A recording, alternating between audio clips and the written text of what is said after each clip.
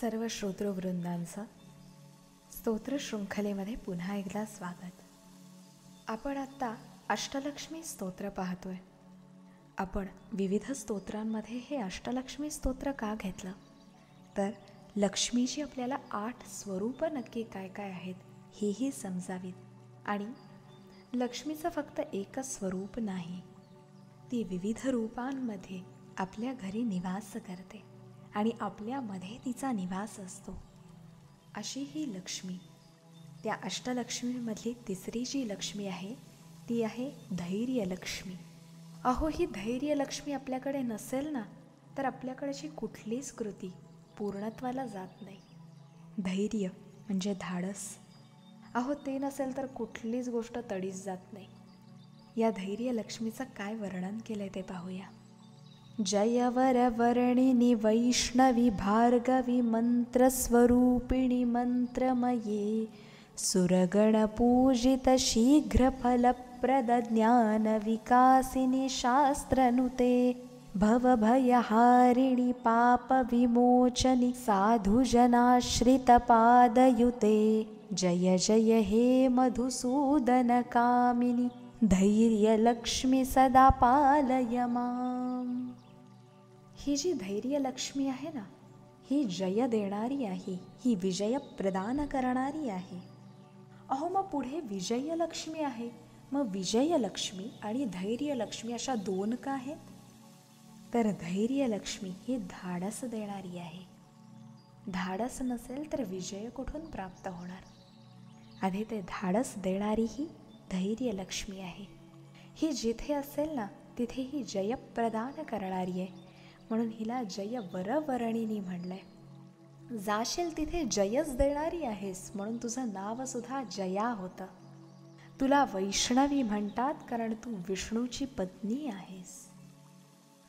अगं, तुला भार्गवीही म्हणतात. भृगु ऋषींच्या गृही तू जन्म घेतलास, तू अवतार घेतलास. तू मंत्रस्वरूपिणी आहेस. तू मंत्राने परिपूर्ण आहेस. तूच साक्षात मंत्र आहेस. सुरगणांनी पूजित आहेस. पण सर्व सुरगण जरी तुझी पूजा करत असले तरी बाकीच्या लक्ष्मींपेक्षा तू सर्वात शीघ्र फल देणारी आहेस. तू लवकर प्रसन्न होणारी आहेस. तू ज्ञान विकासित करणारी आहेस. तू ज्ञान वाढवणारी आहेस. ज्या गोष्टींचं आम्हाला कुठल्याही स्वरूपात ज्ञान होत नाही, आम्हाला एखादी गोष्ट उलगडतच नाही आहे, कितीतरी दिवस झाले आम्ही एखाद्याच वाक्यावरती जर अडकून बसलेलो असू आणि आम्हाला ते कोडं उलगडतच नसेल, तर ते कोडं उलगडवून देणारी आहेस, म्हणून तुला ज्ञान विकासिनी म्हणतात.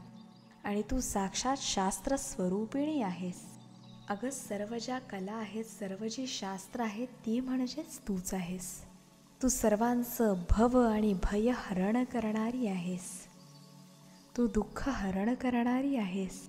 तू पापांचा नाश करणारी आहेस. आणि सर्व साधूजन तुझे आश्रित आहेत, ते तुझ्या चरणांची सेवा करतात.